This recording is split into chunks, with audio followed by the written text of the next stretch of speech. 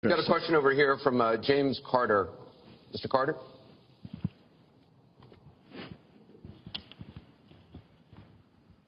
My question is, do you believe you can be a devoted president to all the people in the United States? That question begins for Mr. Trump. Absolutely. I mean, she calls our people deplorable, a large group, and irredeemable. I will be a president for all of our people, and I'll be a president that will turn our inner cities around and will give strength to people and will give economics to people and will bring jobs back, because NAFTA, signed by her husband, is perhaps the greatest disaster trade deal in the history of the world, not in this country. It stripped us of manufacturing jobs. We lost our jobs.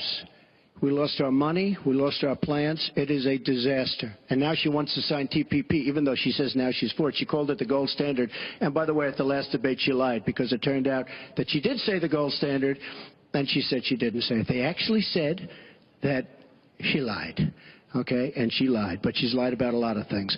I would be a president for all of the people, African Americans, the inner cities.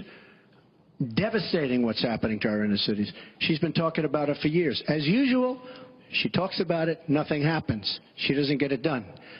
Same with the Latino Americans, the Hispanic Americans. The same exact thing. They talk, they don't get it done. You go into the inner cities and you see it's 45% poverty. African Americans now 45% poverty in the inner cities. The education is a disaster. Jobs are essentially non-existent. I mean, it's, you know, and I've been saying at big speeches where I have 20 and 30,000 people, what do you have to lose? It can't get any worse. And she's been talking about the inner cities for 25 years. Nothing's going to ever happen. Let me tell you, if she's president of the United States, nothing's going to happen. It's just going to be talk. And all of her friends, the taxes we were talking about, and I would just get it by osmosis. She's not doing me favors. But by doing all the others favors, she's doing me favors. Mr. Trump, thank you. But I will tell you, she's all talk. It doesn't get done. All you have to do is take a look at her Senate run. Take a look at upstate New York. Your 2 minutes is up. Secretary Clinton, it turned out to be a disaster. You have 2 minutes, Secretary Clinton. Well, 67% of the people voted to re-elect me when I ran for my second term, and I was very proud and very humbled by that. Mr. Carter, I have tried my entire life to do what I can to support children and families. You know, right out of law school, I went to work for the Children's Defense Fund, and Donald talks a lot about, you know, the 30 years I've been in public service. I'm proud of that. You know, I started off as a young lawyer working against discrimination against African American children in schools and in the criminal justice system. I worked to make sure that kids with disabilities could get a public education, something that I care very much about. I have worked with Latinos. One of my first jobs in politics was down in South Texas, registering Latino citizens to be able to vote. So I have a deep devotion, to use your absolutely correct word, to making sure that every American feels like he or she has a place in our country. And I think when you look at the letters that I get, a lot of people are worried that maybe they wouldn't have a place in Donald Trump's America. They write me, and one woman wrote me about her son, Felix. She adopted him from Ethiopia when he was a toddler. He's 10 years old now. This is the only country he's ever known. And he listens to Donald on TV, and he said to his mother one day, will he send me back to Ethiopia if he gets elected? You know, children listen to what is being said, to go back to the very, very first question. And there's a lot of fear. In fact, teachers and parents are calling it the Trump effect. Bullying is up. A lot of people are feeling, you know, uneasy. A lot of kids are expressing their concerns. So first and foremost, I will do everything I can to reach out to everybody, Democrats, Republicans, independents, people across our country. If you don't vote for me, I still want to be your president. I want to be the best president I can be for every American. Secretary Clinton, your 2 minutes is up. I want to follow up on something that Donald Trump actually said to you. a comment you made last month. You said that half of Donald Trump's supporters are, quote, deplorables, racist, sexist, homophobic, xenophobic, Islamophobic. You later said you regretted saying half. You didn't express regret for using the term deplorables. To Mr. Carter's question, how can you unite a country if you've written off tens of millions of Americans? Well, within hours, I said that I was sorry about the way I talked about that, because my argument is not with his supporters. It's with him and with the hateful and divisive campaign that he has run, and the inciting of violence at his rallies, and the very brutal kinds of comments about not just women, but all Americans, all kinds of Americans. And what he has said about African Americans and Latinos, about Muslims, about POWs, about immigrants, about people with disabilities, he's never apologized for. And so I do think that a lot of the tone and tenor that he has said, I'm proud of the campaign that Bernie Sanders and I ran. We ran a campaign based on issues, not insults, and he is supporting me 100%. Thank you. Because we talked about what we wanted to do. We might have had some differences, and we had a lot of debate. Thank you, Secretary. But we believed that we could make the country better, and I was proud of that. I'm going to give you a minute 20 We have a divided nation. We have a very divided nation. You look at Charlotte, you look at Baltimore, you look at the violence that's taking place in the inner cities, Chicago. You take a look at Washington, D.C. We have an increase in murder within our cities, the biggest in 45 years. We have a divided nation because people like her, and believe me, she has tremendous hate in her heart. And when she said deplorables, she meant it. And when she said irredeemable, they're irredeemable. You didn't mention that. But when she said they're irredeemable, to me that might have been even worse. She said some of them are irredeemable. She's got tremendous hatred. And this country cannot take another 4 years of Barack Obama, and that's what you're getting with her. Mr. Trump, let me follow up with you. In 2008, you wrote in one of your books that the most important characteristic of a good leader is discipline. You said if a leader doesn't have it, quote, he or she won't be one for very long. In the days after the first debate, you sent out a series of tweets from 3 a.m. to 5 a.m., including one that told people to check out a sex tape. Is that the discipline of a good leader? No, it wasn't check out a sex tape. It was just take a look at the person that she built up to be this wonderful Girl Scout, who was no Girl Scout. By the way, just so you understand, when she said 3 o'clock in the morning, take a look at Benghazi. She said, who's going to answer the call at 3 o'clock in the morning? Guess what? She didn't answer because when Ambassador Stevens... The question is that the discipline of a good leader? 600 times. Well, she said she was awake at 3 o'clock in the morning. And she also sent a tweet out at 3 o'clock in the morning, but I won't even mention that. But she said she'll be awake. Who's the famous thing? We're going to answer our call at 3 o'clock in the morning. Guess what happened? Ambassador Stevens sent 600 requests for help. And the only one she talked to was Sidney Blumenthal, who's her friend and not a good guy, by the way. So, you know, she shouldn't be talking about that. Now, tweeting happens to be a modern-day form of communication. I mean, you can like it or not like it. I have, between Facebook and Twitter, I have almost 25 million people. It's a very effective way of communication. So you can put it down, but it is a very effective form of communication. I'm not unproud of it, to be honest with you. Secretary Clinton, does Mr. Trump have the discipline to be a good leader? No. I'm shocked to hear that. Well, it's not only my opinion, it's the opinion of many others, national security experts, Republicans, former Republican members of Congress. But it's in part because those of us who have had the great privilege of seeing this job up close and know how difficult it is, and it's not just because I watched my husband take a $300 billion deficit and turn it into a $200 billion surplus, and 23 million new jobs were created, and incomes went up for everybody. Everybody. African-American incomes went up 33%. And it's not just because I worked with George W. Bush after 9/11. And I was very proud that when I told him what the city needed, what we needed to recover, he said, you've got it, and he never wavered. He stuck with me. And I have worked, and I admire President Obama. He inherited the worst financial crisis since the Great Depression. That was a terrible, time for our country. We have to move along. 9 million people Secretary lost their Clinton, jobs, we have to... 5 million homes were lost, Secretary and Clinton, we're $13 moving trillion in family wealth was wiped out. We are back on the right track. He would send us back into recession with his tax plans. Secretary Clinton, we are moving to an audience question. We're almost out of time. We have another. Mr. Trump, we're moving to an audience question. It is our country Mr. Trump, has the Secretary slowest growth, Clinton, we and want to jobs get to are a the audience. disaster. Thank you very much, both of you.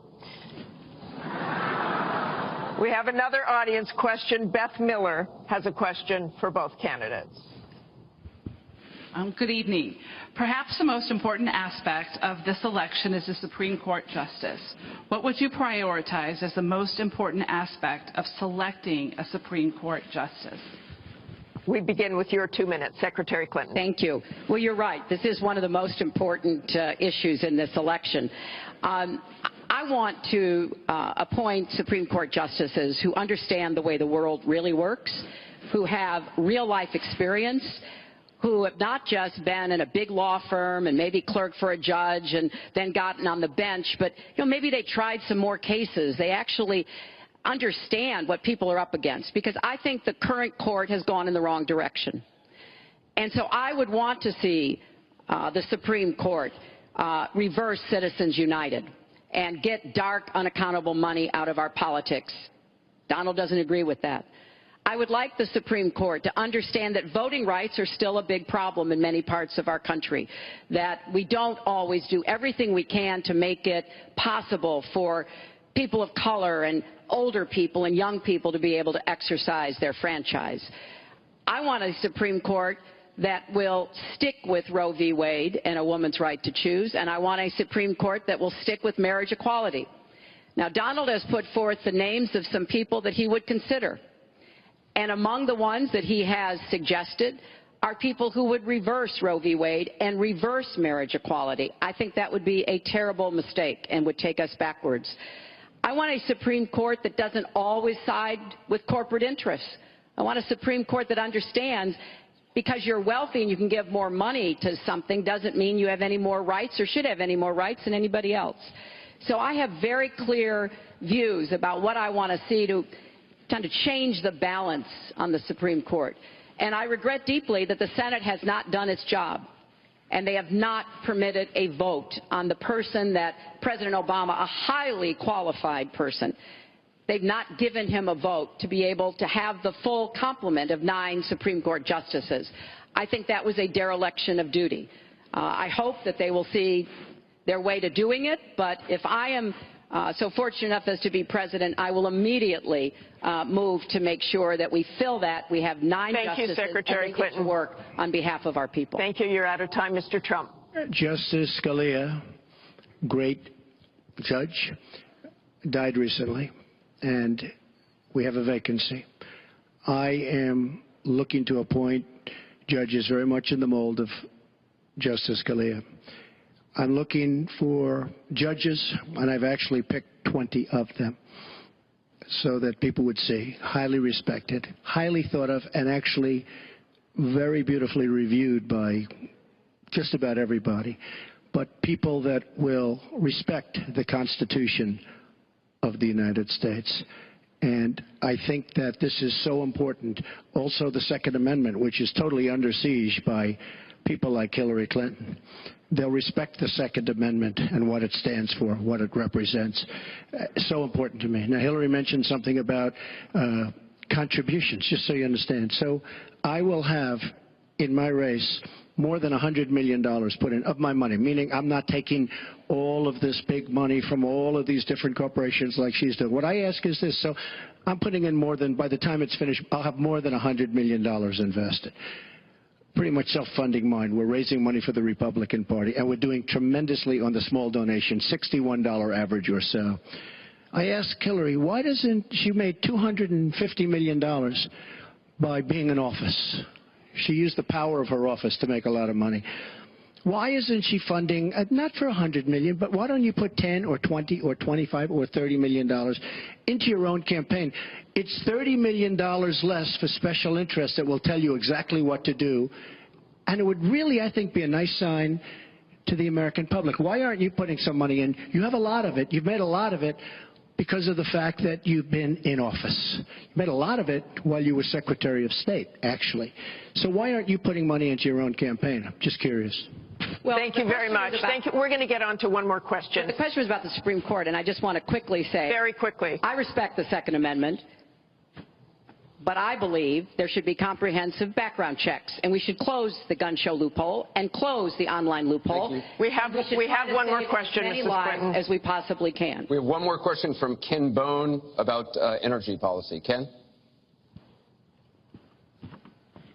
What steps will your energy policy take to meet our energy needs while at the same time remaining environmentally friendly and minimizing job loss for fossil power plant workers? Mr. Trump, 2 minutes. Absolutely. I think it's such a great question because energy is under siege by the Obama administration, under absolute siege. The EPA, Environmental Protection Agency, is killing these energy companies.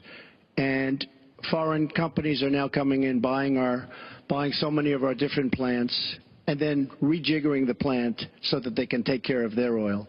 We are killing, absolutely killing our energy business in this country. Now, I'm all for alternative forms of energy, including wind, including solar, etc.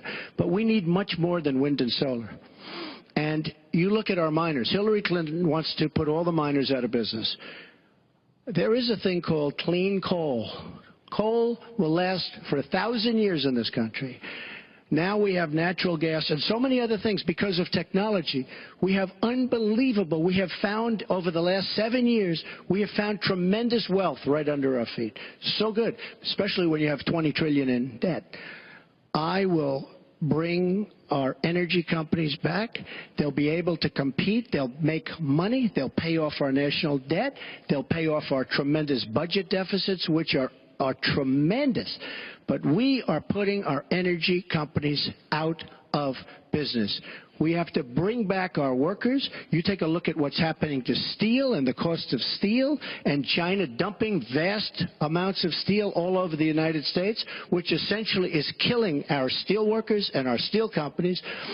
We have to guard our energy companies. We have to make it possible. The EPA is so restrictive that they are putting our energy companies out of business. And all you have to do is go to a great place like West Virginia or places like Ohio, which is phenomenal, or places like Pennsylvania, and you see what they're doing to the people, miners and others in the energy business. It's a disgrace. Your time is up. Thank you, It's an absolute disgrace. Secretary Clinton, 2 minutes. Well, that was very interesting. First of all, China is illegally dumping steel in the United States, and Donald Trump is buying it to build his buildings, putting steel workers and American steel plants out of business. That's something that I fought against as a senator, and that I would have a trade prosecutor to make sure that we don't get taken advantage of by China on steel or anything else. You know, because it sounds like you're in the business or you're aware of people in the business, you know that we are now, for the first time ever, energy independent. We are not dependent upon the Middle East, but the Middle East still controls a lot of the prices. So the price of oil has been way down, and that has had a damaging effect on a lot of the oil companies, right? We are, however, producing a lot of natural gas, which serves as a bridge to more renewable fuels, and I think that's an important transition. We've got to remain energy independent. It gives us much more power and freedom than to be worried about what goes on in the Middle East. We have enough worries over there without having to worry about that. So I have a comprehensive energy policy, but it really does include fighting climate change, because I think that is a serious problem. And I support moving toward more clean, renewable energy as quickly as we can, because I think we can be the 21st century clean energy superpower and create millions of new jobs and businesses.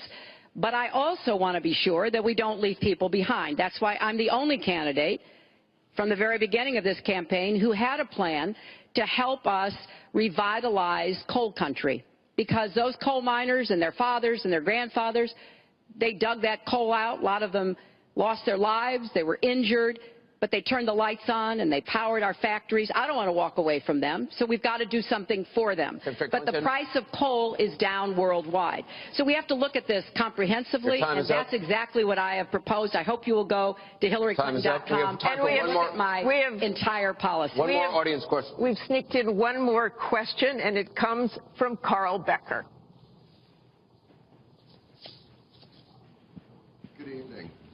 My question to both of you is, regardless of the current rhetoric, would either of you name one positive thing that you respect in one another?